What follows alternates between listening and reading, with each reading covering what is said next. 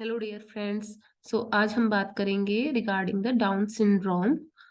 So as we all know that this is the most common chromosomal disorder.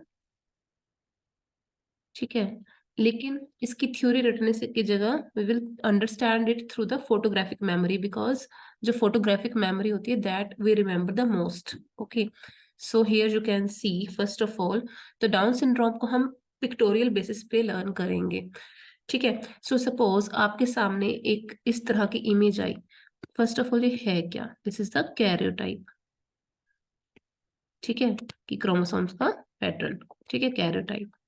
सो इसमें down syndrome में वैसे हम सब पढ़े, पहले हमें पता ही है थोड़ा बहुत, तो कैन यू से यहाँ पे 3 क्रोमोसोम्स हैं 21 नंबर पे। सो इसको अपन क्या बोलते हैं?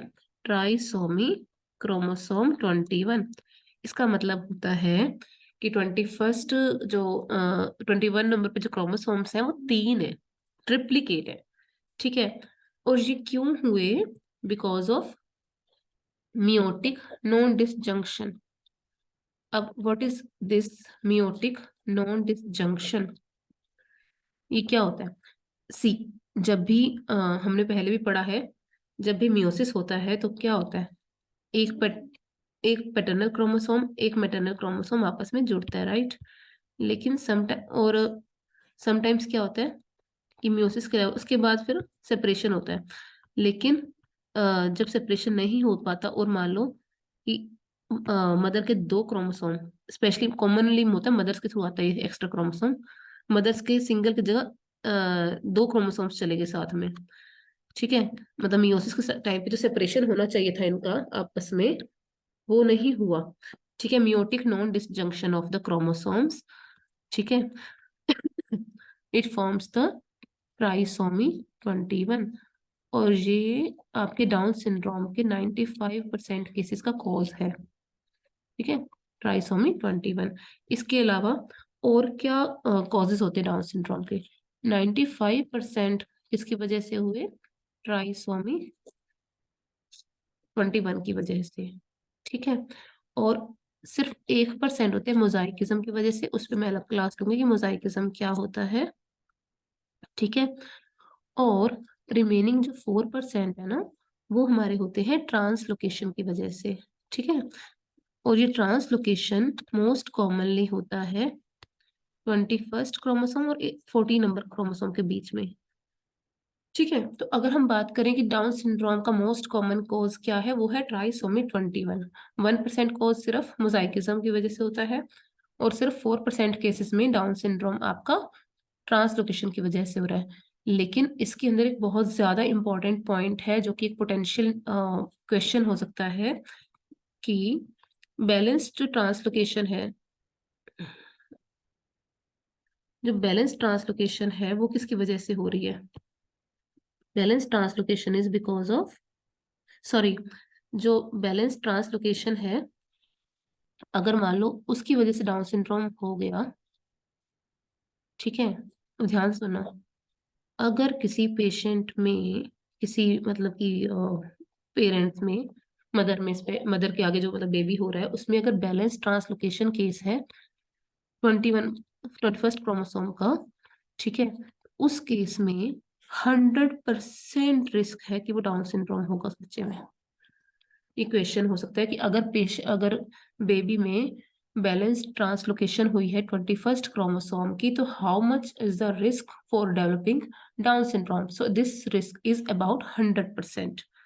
ठीक है, और एक चीज आपको पता है कि डाउन सिंड्रोम जो होता है वो मोस्ट कॉमनली उन बेबीज में होता है जिनकी मदर्स मोर देन 35 एज की होती है, 35 ईयर एज की। ठीक है, विद एज ये जो रिस्क है ये बढ़ जाता है। All right, so this is very important point. अच्छा, अब ये तो तुम्हें समझ में आ गया कि डाउन सिंड्रोम की साइटोजेनेटिक्स क्या है, और इसको तुमने आइडेंटिफाई भी कर लिया इसके through, right? Trisomy 21। So remember this image. ठीक है, it can be a clue when exam comes in as a image based question. So तुम्हें ये जरूर देखना है कि कौन सा क्रोमोसोम नंबर इन्वॉल्व है। अच्छा, उसके बाद, हाँ जी, हम डाउन सिंड्रोम की ही बात कर रहे हैं। सो डाउन सिंड्रोम को हमने ऐसे क्लिनिकल फीचर्स के रट्टे नहीं मारने, हमने समझना है, हमने देखना है, बिकॉज जो चीजें हम देखते हैं वो हम ज्यादा याद रखते हैं एटलीस्ट। ये मैंने अपने एक्सपीरियंस से देखा है, सीखा है कि जो भी चीजें आप देखते हो वो एज अ फोटोग्राफिक मेमोरी आपको याद हो जाती है। सो इस बच्चे को देखो ध्यान से। फर्स्ट ऑफ ऑल इसकी नोज देखो, can you see this nasal bridge is like this. Nose हमारा यूं होता है ना, ठीक है, ये हमारा फोरहेड हो गया, ये हमारा माउथ हो गया। तो इस केस में क्या है, depressed nasal bridge, there is depressed nasal bridge.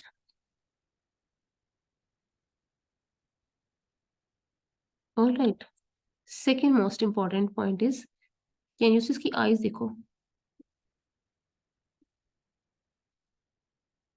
Upward slanting of eyes. ठीक है, अगर कोई पेशेंट आता है आपका हॉस्पिटल में या फिर आपको एग्जाम में क्वेश्चन आता है, so you should be able to diagnose this case. All right, so this is a Down syndrome. अच्छा, केस और इसके अलावा और क्या नजर आ रहा है इसके अंदर हमें, इसके अलावा और देखो, अब बड़े ध्यान से देखना एक चीज यहाँ पर,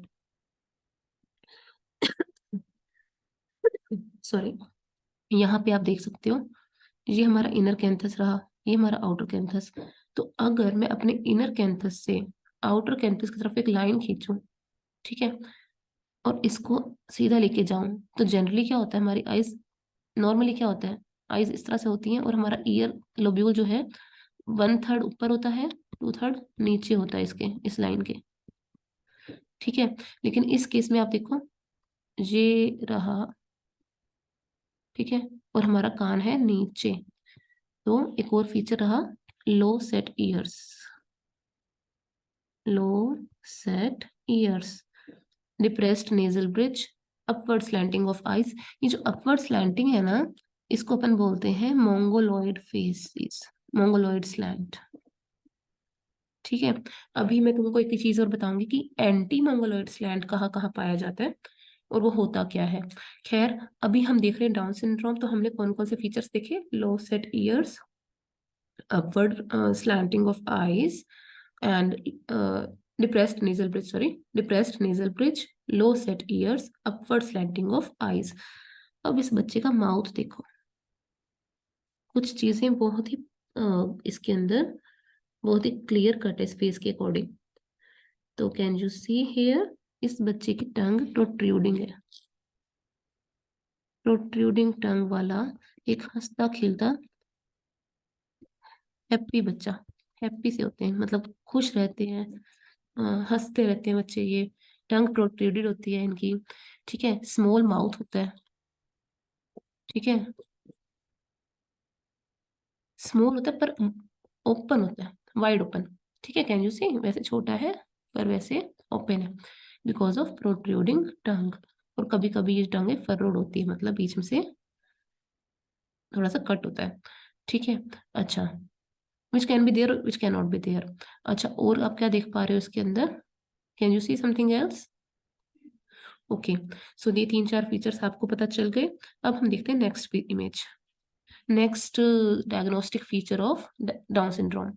ये देखो, हमारे सैंडल इस तरह से होते हैं ना, जो हम डालते हैं, है ना, यूं होते हैं, इसमें एक गैप बना होता है, जो चप्पल्स होती हैं ऐसे होती है ना चप्पल्स, जो हम डालते हैं, है ना। तो दिस इज, क्योंकि सैंडल की तरह, सैंडल गैप की तरह बना हुआ है, इसको हम कहते हैं सैंडल गैप। ठीक है, सैंडल गैप। और ये होता क्या है, this is basically a space between great toe and a second toe, great toe and the second toe। I hope it is clear till now. तो हमने क्या क्या देखा, depressed nasal bridge, low set years, upward slanting of eyes, protruding tongue, narrow palate and wide mouth, wide open mouth। Okay, and other than that we have seen the sandal gap। All right, so कुछ और happy सा बच्चा है, ठीक है, mimicry करना, उसको mimic करता है सारी चीजें। और अब क्योंकि कैन यू सी, बच्चा शक्ल से कैसा लग रहा है, और एक चीज और, कैन यू से राउंड राउंड सा फेस इसका, राउंड फेस होता है, ठीक है। और तुम्हें एक चीज और लग रही है कि बच्चा इंटेलेक्चुअली डिसेबल्ड लग रहा है, intellectually disability is there in the case of Down syndrome. Okay, so हाँ, अब ये देखो, इसमें एक बड़ा इंपॉर्टेंट फीचर है, मैं ड्रॉ करके बताती हूँ। ये हमारा स्कल है, अगर हम ऊपर से देख रहे हैं, ठीक है। तो अगर मैं ऊपर से अपना सिर देख रही हूँ, मान लो यहाँ पे मैं खड़ी हूँ, ठीक है, ये मेरा, ये वहाँ पे मैं खड़ी हूँ, यहाँ से अपना सर देख रही हूँ, तो आगे की ओर मेरी नोज है, ठीक है, यहाँ पे कुछ फ्यूचर है, like this, like this, okay. तो ये फोटो समझने के पहले हमें ये समझना है कि यहाँ पे क्या दिखाया जा रहा है। ये मेरी नोज है, ठीक है। अच्छा, अब ये फ्यूचर कौन सा है, ये बहुत इंपॉर्टेंट इमेज है आपके एनाटॉमी के लिए भी और पीडियाट्रिक्स के लिए भी, ठीक है, तो आपके ही काम आएगी। ध्यान से सुनो, ये फ्यूचर, ठीक है, this is your metopic future, metopic future, metopic suture is the suture between the two frontal bones। See frontal जो बोन्स होती है ना स्टार्टिंग में दो होती हैं, ठीक है, फिर वो जुड़ जाती हैं और उनके बीच में जो suture रह जाता है that is your metopic suture, ठीक है। अच्छा, और ये suture बहुत कॉमन suture है, very important suture, that is your coronal suture, coronal suture, okay.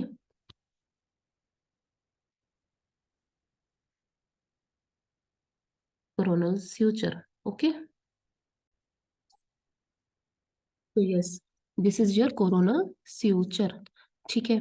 अच्छा, यहाँ पे आप देख सकते हो एक ब्यूटीफुल सा डायमंड शेप्ड कैप है, can you see, that is called as anterior fontanelle, फोंटेनेले।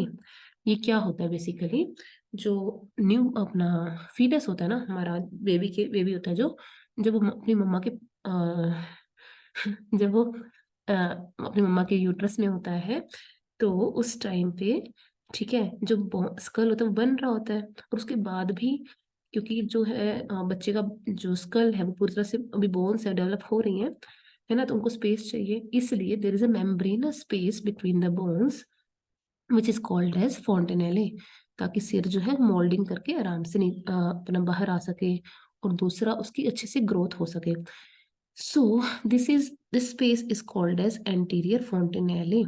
और जनरली जो ये वाला स्पेस होता है आपका, ये वाला, ये आपका कब भर जाता है, भर जाता है दिन बंद हो जाता है close by the age of 18 months।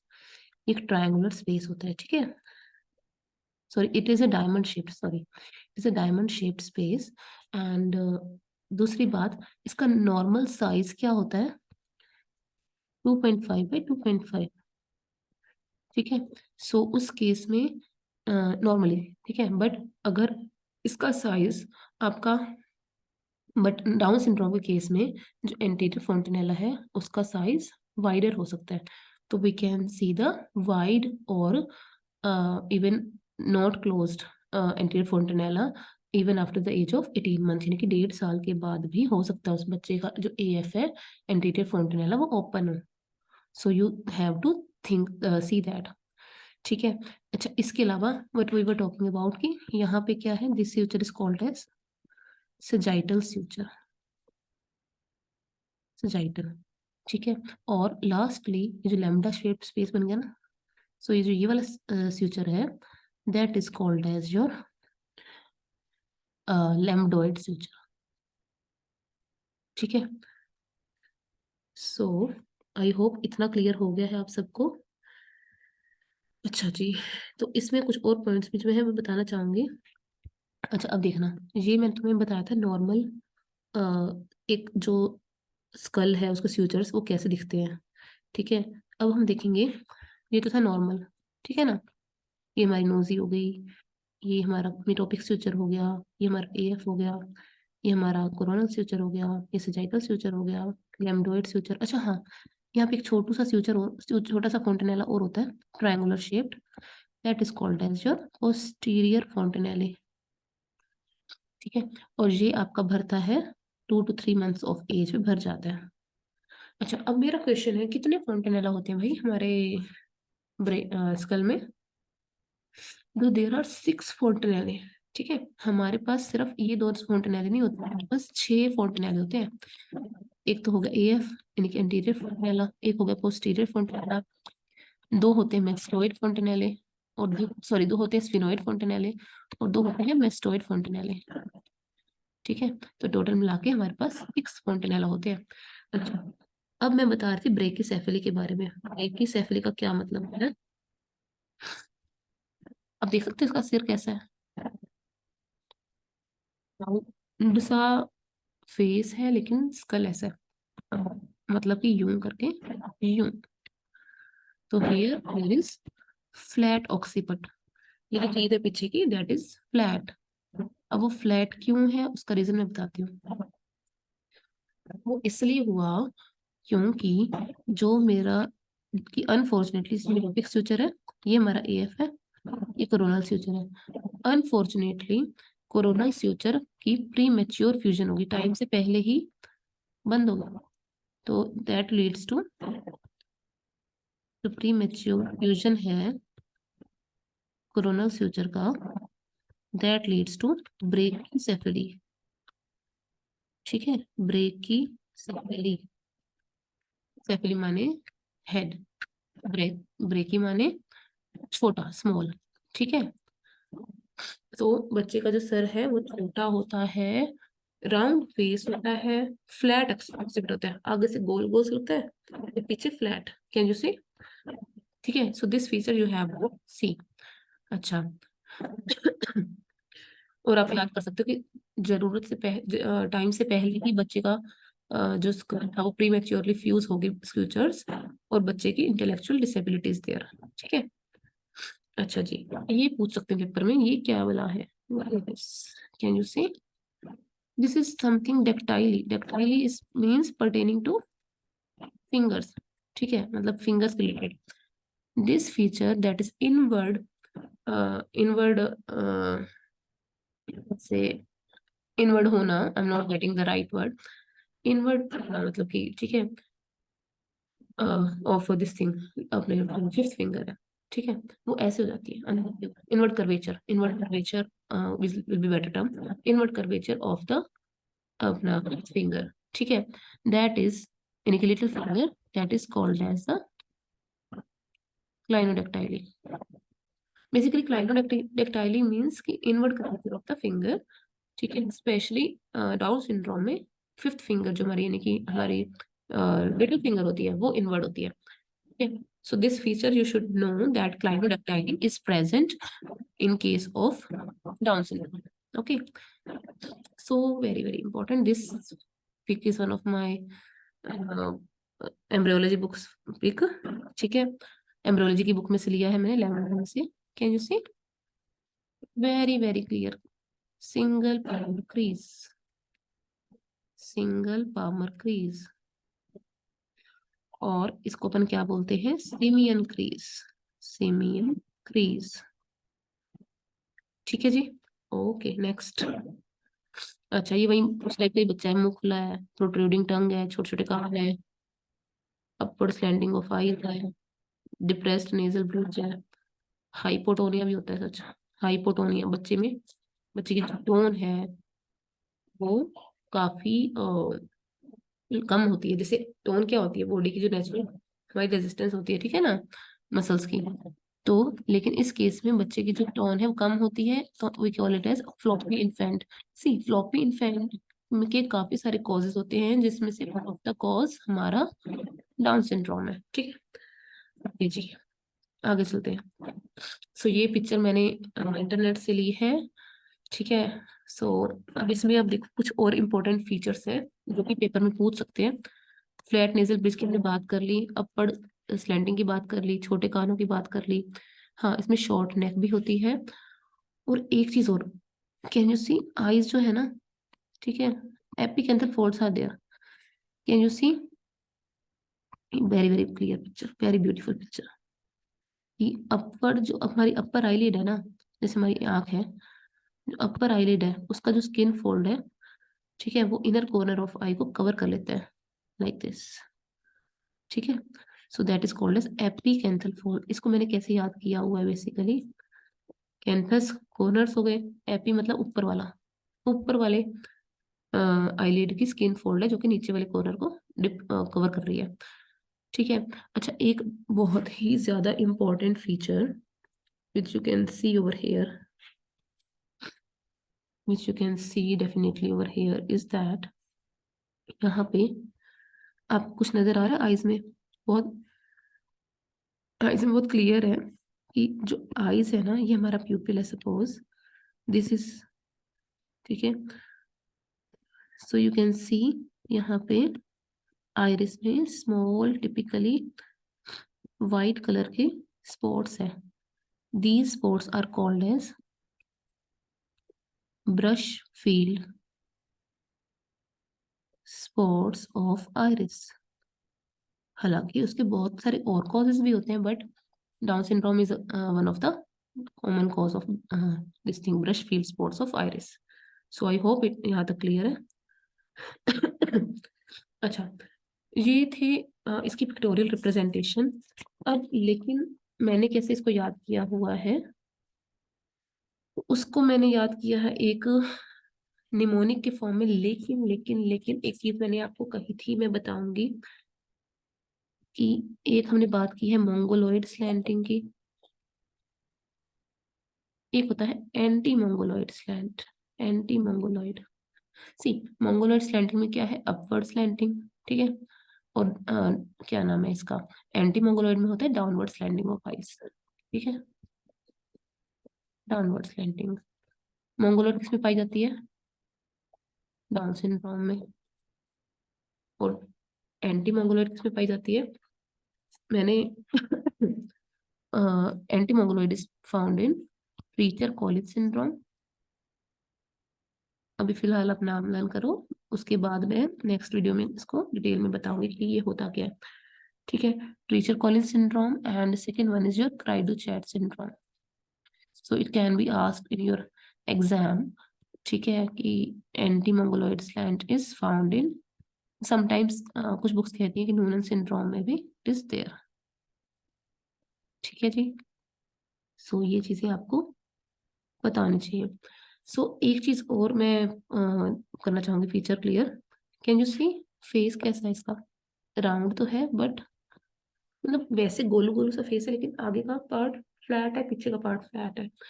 इसको अपन बोलते हैं flat facies, flat facial profile, ठीक है, flat facial profile is there, ठीक है जी। सो अब हम बात करेंगे इसको टोटल ओवरऑल याद कैसे करेंगे हम। तो इसके लिए मैंने एक निमोनिक बनाया है, आई जो मुझे मतलब बहुत हेल्प किया था, आई होप आप लोगों को भी पसंद आएगा। लेट्स सी कि ये निमोनिक क्या है। कैन यू से डाउन केस, तो मैंने कैसे याद किया, डाउन सिंड्रोम है ना, तो डाउन केस, डाउन सिंड्रोम का केस, ठीक है। तो ये गंदी बात ये है कि ये सिर्फ इतना रिस्ट्रिक्टेड नहीं है, इसमें डी है, ओ है, CASE है, ठीक है, लेकिन हर इसमें से हर जो वो है निमोनिक का वर्ड है, निमोनिक का अल्फाबेट है, उससे 3-4 चीजें हैं, ठीक है। सो फर्स्ट ऑफ ऑल अगर हम डी की बात करें, ठीक है, डाउन केस है ना, डी, DOCASE, ये 4 वर्ड्स है, ये चार 6 चीजें हैं। तो इसके अंदर डी से क्या क्या है, डी से सबसे पहले हमने क्या पढ़ा था, डी से डिप्रेस्ड नेजल ब्रिज, और हमने डी से क्या हो सकता है, ऐसे बच्चों में क्या है, इंटेलेक्चुअल डिसेबिलिटी, जिसको हम क्या बोलते हैं, डेवलपमेंटल डिले, ठीक है। उसके बाद डी से ऐसे बच्चों में, अगर हम देखें तो ऐसे बच्चों में अभी मैं पढ़ाऊंगी ये चीज, duodenal atresia is very common, ये भी मैं बताऊंगी आपको, ठीक है, GIT में। और मतलब इसमें जो है एसोसिएटेड प्रॉब्लम्स क्या क्या होती हैं, बट व्हाट आई थिंक कि ये निमोनिक बताने से पहले we should discuss the associated problems, then I think people will be able to remember more. So हम बात कर लेते हैं associated anomalies की, associated abnormalities. तो सबसे पहले अगर हम बात करें आंखों की, क्योंकि आईज में भी कोई प्रॉब्लम्स थी, तो आंखों में क्या निकला था, एक तो Brushfield spots of iris was there, दूसरा इन बच्चों में कैटरैक्ट के बहुत चांसेस होते हैं, और स्क्विंट के, that is nystagmus. This is very very common in the Down syndrome. Okay, after that comes the cardiac abnormalities. In fact, heart problems are one of the most common reason for their early mortality. So cardiac evaluation अगर हम करें तो most common जो you can say cardiac defect है, heart defect है, most common congenital heart defect इसके अंदर वो क्या है, ostium primum ASD, that is atrial septal defect, followed by VSD, और मोस्ट स्पेसिफिक CSD क्या है इसके अंदर, जो कि डाउन सिंड्रोम के साथ एसोसिएटेड है, that is your endocardial cushion defect. इसीलिए कहते हैं कि इन बच्चों का जो कार्डिक इवैल्यूएशन है वो 9 मंथ से पहले पहले एक बार हो जाना चाहिए. Okay, even with echocardiography. Okay, thirdly they can have some GIT problems also, which can be duodenal atresia,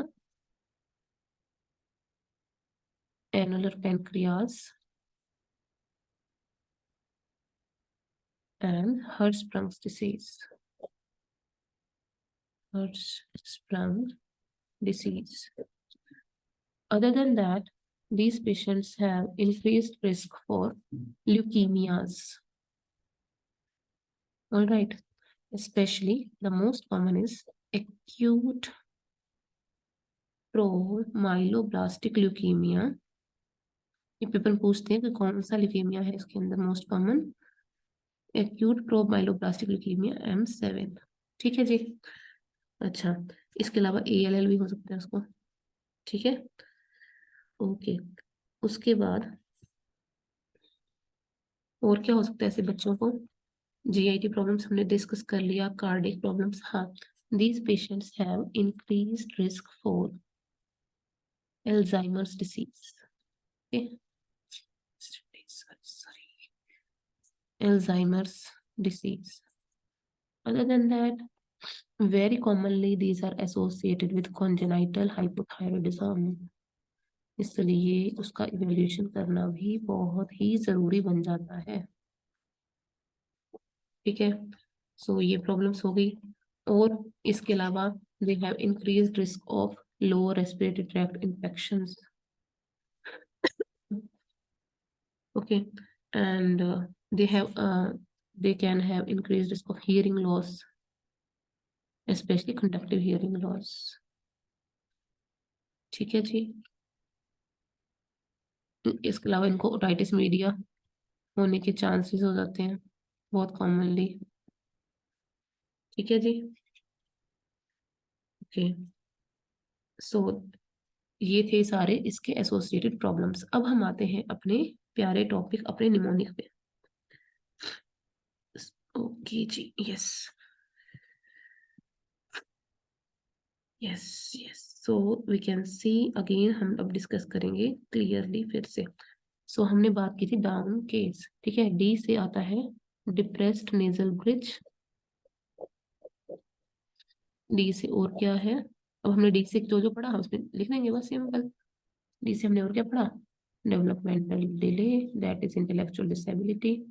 अच्छा, डी से हमने और क्या पढ़ा, डी से हमने और क्या पढ़ा, ड्यूडेनल एट्रीजिया, ड्यूडेनल एट्रीजिया. अच्छा, तो कुछ डी से हुए 3, एक और था डाउन, हाँ सॉरी भूल गई थी, डाउन ईयर्स. डाउन ईयर्स माने कहाँ नीचे, लो सेट ईयर्स. ठीक है जी, वो डी से चारों क्लियर है. अच्छा, अब बात आती है ओ से क्या क्या है. ओ से मैंने एक तो तुम्हें अभी अभी बताया है, ओ फॉर ओटाइटिस मीडिया. ओ से कि ओटाइटिस मीडिया के चांसेस ज्यादा हैं। ठीक है। अच्छा, ये ओ का मतलब फ्लैट ऑक्सीपिट। अच्छा, ये ओ का मतलब गोल, मतलब राउंड फेस। ठीक है जी। अच्छा, और हाँ, ओ से ओपन एएफ हमने बात की थी ना, ओपन एंटीरियर फ्रंटल। तो ये चार हमारे हो गए ओ से। तो ओ भी हो गया, डी भी हो गया। अब बात आती है सी से, क्या क्या भैया, थोड़ा सा कॉम्प्लेक्स बीच में है, but we have to do, we have no other option. तो सी से क्या क्या है? सी से है कैटरेक्ट। अच्छा जी। सी से है कॉन्जेनाइटल हार्ट डिसीज, जिसमें मैंने बताई मोस्ट कॉमन कौन सी थी भैया? Ostium primum, AST and VST. और मोस्ट स्पेसिफिक कौन सी थी? Endocardial cushion defect. ठीक है, एंडोकार्डियल कुशन डिफेक्ट। अच्छा, सी से कैटरेक्ट हो गया। सी से एक बहुत ही इंपॉर्टेंट क्लाइनोडक्टाइली। क्या था clinodactyly? Inward curvature of little finger. ठीक है जी। बेसिकली क्लाइनोडक्टाइली का सिंपली मतलब होता है कि इनवर्ड कर्वेचर ऑफ डिजिट, है ना। लेकिन ये जनरली देखा गया है कि डाउन सिंड्रोम में मोस्टली आपकी जो ये वाली फिंगर है अपनी लिटिल फिंगर, वो जनरली अंदर की ओर होती है। अच्छा, उसके अलावा सी से एक बहुत इंपॉर्टेंट चीज बताई थी मैंने, कॉन्जेनाइटल हाइपोथायराइडिज्म, जो कि बहुत ज्यादा कॉमन है इन बच्चों में। Okay, just a minute.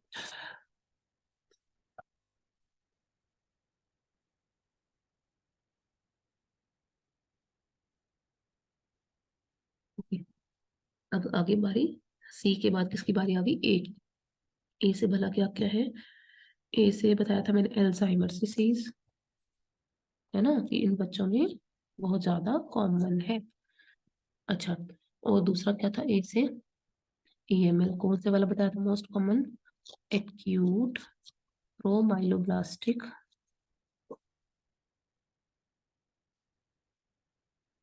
Acute promyeloblastic leukemia, M7।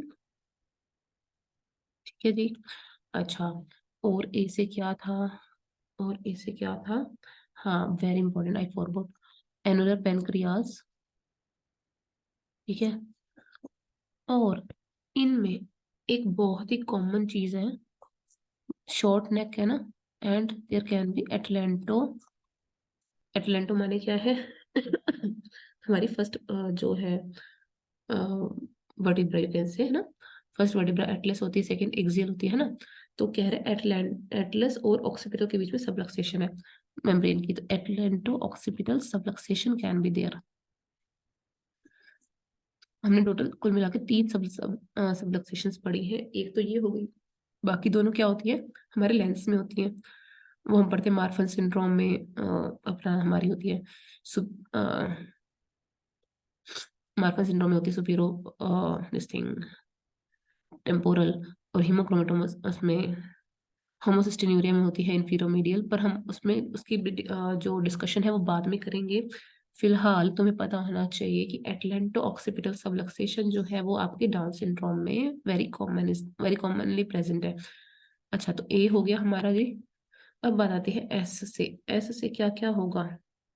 S से पहला तो होगा स्क्विंट। ठीक है। दूसरा होगा सैंडल कैप, जो हमने देखा था। जिन्होंने नहीं देखा था उनको मैं, अरे यार, उनको मैं फिर से दिखाती हूँ, ये देखो, ये देखो, this is your sandal gap. ठीक है जी। अच्छा, उसके बाद एस से क्या था? Simian crease. अब हम लिखेंगे तीसरा, ये सिमियन क्रीज। ठीक है जी। एक एस हो गया सैंडल गैप, एक हो गया स्क्विंट, एक हो गया सिमियन क्रीज। ठीक है। ओके, इसके अलावा एस से शॉर्ट हेड, यानी कि ब्रेकिसेफेली। ठीक है जी। आई होप ये निमोनिक आपको ये अगर मतलब कि हेल्प करेगा, बिकॉज अगर आपने ये निमोनिक याद कर लिया ना, आपका डाउन सिंड्रोम काफी हद तक कवर हो जाएगा। ओके। अच्छा, स्क्विंट हो गया, अब बचा ई। ई से सबसे पहले तो होता है एपिकेंथल फोल्ड्स, वो हमने बात की थी ना, अपर आईलिड्स के स्किन फोल्ड्स जो इनर कॉर्नर ऑफ आई को कवर कर लेते हैं। एपिकैंथल फोल्ड्स। और ई से आई, आई में क्या पढ़ा था हमने, brush field spots of iris, है ना, स्पॉट्स ऑफ आइरिस। इसके अलावा हमने कहा था कैटरैक्ट, स्क्विंट वगैरह, जो कि वैसे भी कवर हो गया खैर। और other than that there can be decreased visual activity.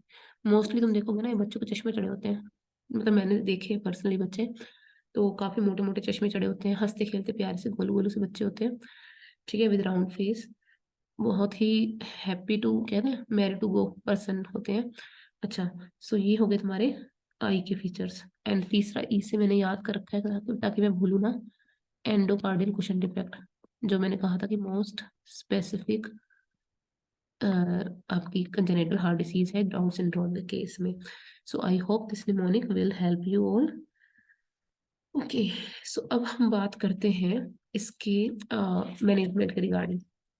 Management कैसे करते हैं, मैनेजमेंट डिपेंड करती है पेशेंट के अर्ली डायग्नोसिस पे। सो अगर आपने पेशेंट को अर्ली डायग्नोस कर लिया, ठीक है, so then only you will be able to help the child, ठीक है। तो उस केस में हमें, अगर अर्ली डायग्नोसिस हमने कर लिया है, तो हमें क्या क्या बातों का ध्यान रखना है। सबसे पहले तो हमें पेरेंट्स की काउंसलिंग करनी है। Parents, because they don't know, they get so worried. Of course किसी का बच्चा इस तरह से होगा तो दे विल बी वरीड कि हाँ बच्चा डेवलपमेंटल डिले है, बच्चे का डेवलपमेंटल डिले है, बच्चे को और फीचर्स जो है वो थोड़े से एबनॉर्मल है। एंड सो, और they of course will bother about कि उनके जो नेक्स्ट बच्चे के जो नेक्स्ट सिबलिंग्स है उसमें ये सेम प्रॉब्लम का रिकरेंस होने के चांस होते हैं, स्पेशली अगर जो मदर है वो एल्डरली होगी, एल्डरली मदर होगी तो, ठीक है, जो कि फर्स्ट टाइम कंसीव, जो कि मतलब कि दोबारा कंसीव करेगी तो ज्यादा रिस्क हो जाएगा। तो इस केस में सबसे ज्यादा है एम्पैथेटिकली पेरेंट्स को काउंसल करना, पेरेंट्स को बहुत ही ध्यान से, बहुत प्यार से टाइम दे के समझाने की जरूरत होती है इस चीज के regarding, because they they are not, it is not very easy to accept this problem. All right, जिनके ऊपर बीतती है वो ही जानते हैं इस बात को। तो आपको इन जो मदर्स हैं, ऐसे पेरेंट्स हैं, उनको बहुत एम्पैथेटिकली ही आपको उनसे डील करना है, और उनको आपको रिकरेंस के रिस्क के रिगार्डिंग भी आपने बताना है, ठीक है। अच्छा, अगर अब मान लो पेशेंट पूछता है कि प्री नेटली हम स्क्रीन कैसे कर सकते हैं इस चीज को, है ना, तो you have to tell them कि there are some maternal serum alpha markers, जिसकी डिटेल में अभी फिलहाल मैं नहीं जाऊंगी, इसकी नेक्स्ट अलग से वीडियो बनाऊंगी मैं, ठीक है। मैटरनल सीरम मार्कर्स हम देख सकते हैं, और अगर हम देखना चाहें अल्ट्रासाउंड पे भी हम देख सकते हैं। अल्ट्रासाउंड पे हमें पता चल जाता है टू नकल ट्रांसलूसेंसी, ठीक है। तो क्या होता है यहाँ पे, जब हम अल्ट्रासाउंड करते हैं ना बेबी का, अपना मदर का प्रेगनेंसी के दौरान स्टार्टिंग में, सो जो हमारी नेप ऑफ नेक है, यानी कि जो नेक का पिछला हिस्सा है, वहां पे देयर इज अ, मतलब इसमें वो नजर आता है, यू कैन से गैप नजर आता है, which is normally 2.5 by 2.5 mm का साइज है, ठीक है। अगर ये साइज स्पेशली 3 से ज्यादा है, ठीक है, तो उस केस में there is a risk of Down syndrome. इसके अलावा हम और कैसे कर सकते हैं, ऑफ कोर्स लेटर स्टेजेस में हम इसको कर सकते हैं through amniocentesis and chorionic reverse sampling के through. Right now I'm not going into detail of this part. I was talking about the this thing, diagnosis and management. So management में आप क्या करोगे, अर्ली स्टिमुलेशन थेरेपी, पेशेंट्स को क्या करवाना चाहिए ऐसे बच्चों को, ऑक्यूपेशनल थेरेपी होती है, ठीक है, उन बच्चों की वोकेशनल ट्रेनिंग होती है, ठीक है, ये सब करवाना चाहिए, ठीक है। और अ, उनका जो भी मतलब कह लो, उनको बेसिकली ऐसे बच्चों को, क्योंकि म्यूजिक और डांस में बहुत इंटरेस्ट होता है, so you should promote your talent in that, ठीक है। ये मैं नहीं कह रही, हमारी बुक्स कहती हैं, ठीक है। सो ये सब चीजें करनी चाहिए। और ऐसे बच्चों को स्टार्टिंग से ही उनका जो कार्डियक चेकअप है, अपना अपना थायराइड चेकअप हो गया, ग्रोथ हो गई, इन सबको हमने हर बार उनका एंथ्रोपोमेट्री करनी है, हर बार उसका वेट वगैरह चेक करना है, बच्चे का हाइट चेक करनी है, मतलब हेड सर्कमफ्रेंस वगैरह ऑफ कोर्स, और इन बच्चों का एंडोक्राइन इवैल्यूएशन भी साथ साथ हमें करना है, स्पेशली थायराइड का। ठीक है, सो ये सब चीजें हैं जो कि हमें इन बच्चों के लिए ध्यान में रखनी है। ठीक है, so this was about your down syndrome. I hope आप लोग को समझ आया होगा। अब लास्ट में एक चीज है जो मैं बताना चाहूंगी, अभी हमने बात की थी, हमने, हाँ, सिमियन क्रीज के बारे में। तो सिमियन क्रीज जो है ना, वो सिर्फ आपके डाउन सिंड्रोम में नहीं पाई जाती, उसके और भी काफी सारे कारण होते हैं। तो सिमियन क्रीज के कारण जानने के लिए बड़ा इजी है। सिमियन क्रीज के क्या क्या क्रीजेस होते हैं, ये पेपर में आ सकता है। Simian crease can be present in, बहुत इजी है। आपको जो भी जेनेटिक है ना डिसऑर्डर, स्पेशली जो बहुत कॉमन है, उनके नाम पता है ना, वही इसका आंसर है। डाउन सिंड्रोम, टर्नर सिंड्रोम, ये 3-4 अपन पढ़ते हैं ना, लाइनफेल्टर सिंड्रोम, प्राइडूचर सिंड्रोम। ठीक है, इसके अलावा ट्राइसोमी 18, सॉरी ट्राइसोमी, हाँ trisomy, trisomy 13, sorry I am sorry, trisomy 13, that is patella syndrome. And lastly fetal alcohol syndrome, जिसकी मम्मी ने दारू पी हो। ठीक है, मतलब कि प्रेगनेंसी के दौरान, तो बेबी में आ सकता है। अच्छा, रूबेला सिंड्रोम। ठीक है, so these are all the causes of the simian crease. So यहाँ पर हम खत्म करते हैं डाउन सिंड्रोम। आई होप आप लोगों को समझ आएगा। Thank you very much.